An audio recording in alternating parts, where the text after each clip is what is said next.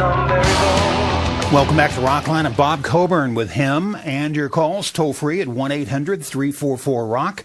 Time now for a Rockline highlight. It's brought to you by Yahoo Search. Just what you need, just one search. Yahoo Search. I've been using Yahoo Search for years. This is from a recent Rockline with Ozzy Osbourne as he speaks about his sobriety.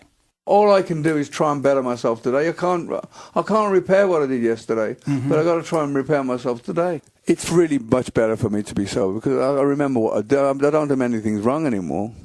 I mean, I can't blame the booze, you know. I don't want it, you know. I mean, I've lived that life for a long time now. I'm enjoying being who I am, you know. That's good to hear from Ozzy Osbourne. 6.5 years sober, so good for him.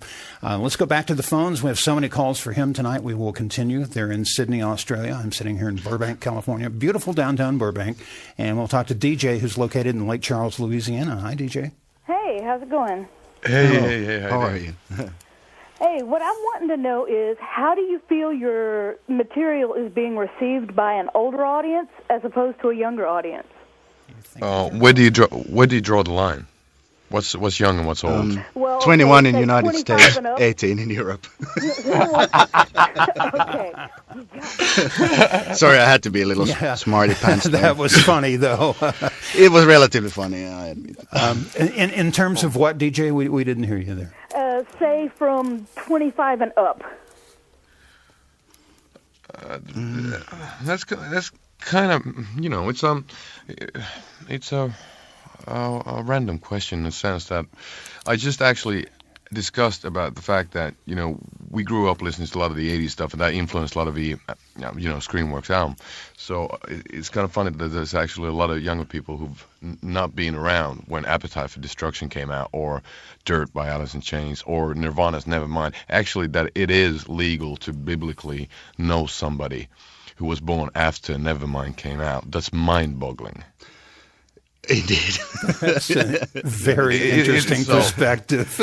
Yeah. I mean, well, you know, it's just one perspective, you know, but so it'd be actually nice to hear, you know, from some maybe younger people, you know, what if they're hearing these sounds for the first time, if you know what I'm saying. Yeah. Because you know, for me, let's say Soundgarden was an introduction to the realm of Black Sabbath in a way. When Bat Motorfinger came out and when Alice in Chains Dirt came out, that was my introduction to the 70s hard rock stuff. Yeah. There's always bands like that.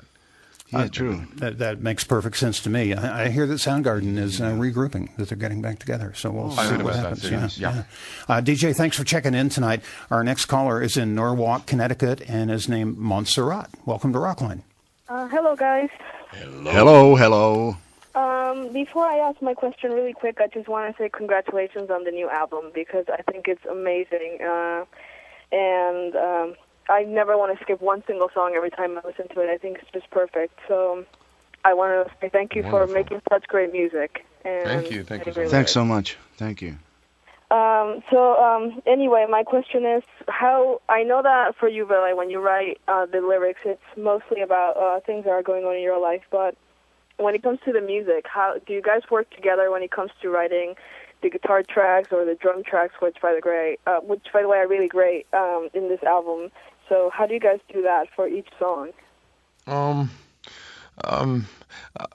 Miguel, should you give an overhaul of what happens?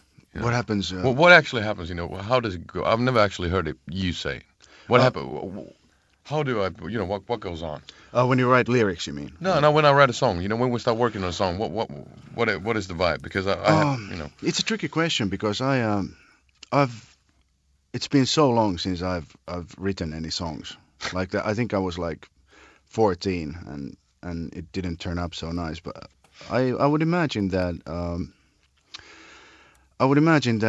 you just strum things with the guitar. Yeah, but what happens after that, though?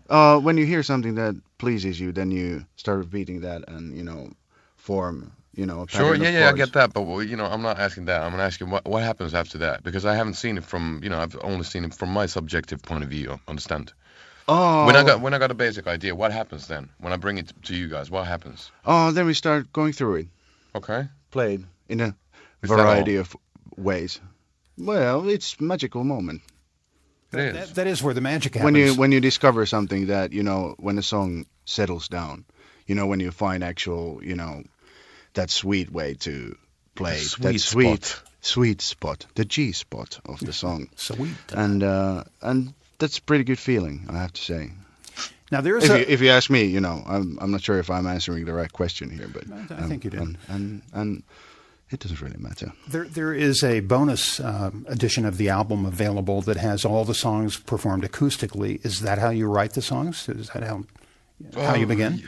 Yeah, well, a lot of the stuff, I always wanted to be like, I'm a big fan of Neil Young, and so I still want to be Neil Young, but I understood that it's not possible. It's not physically possible.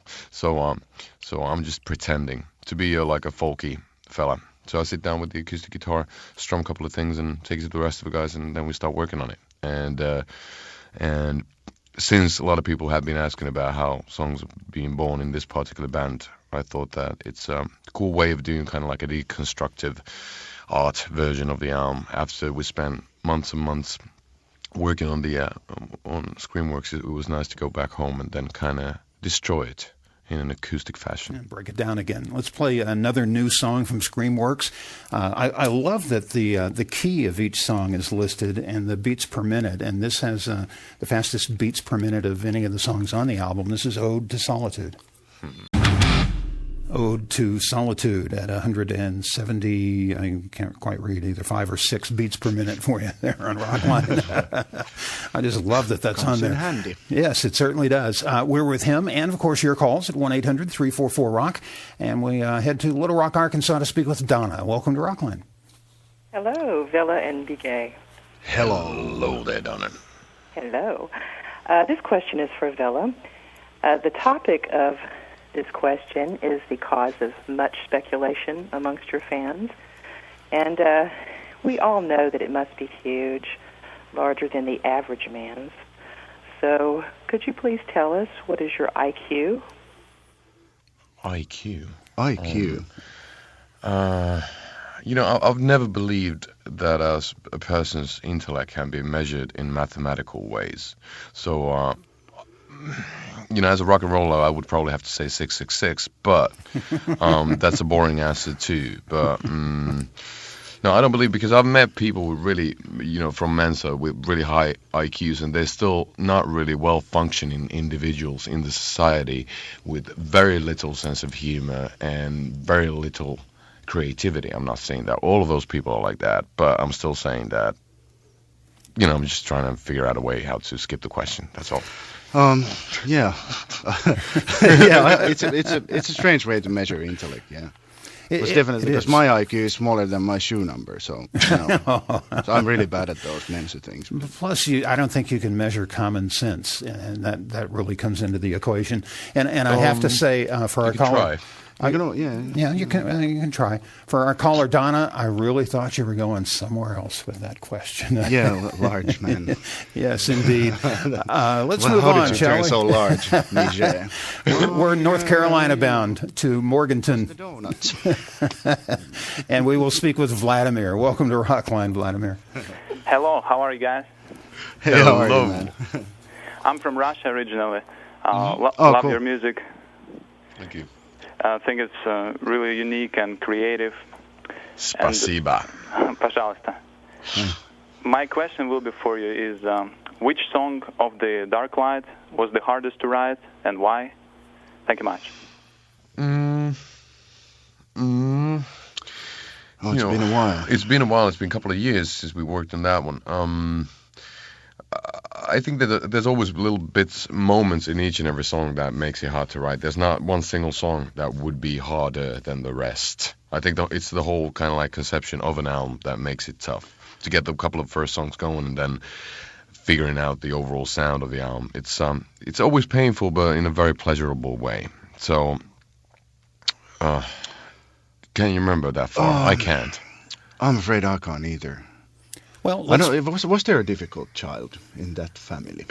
Yeah. No, not really. Not that I remember. All the children became really difficult when they they grew up. They all had really bad skin. So in a sense, yeah. Some of them did very well at radio, though, including this song for you on Rockline.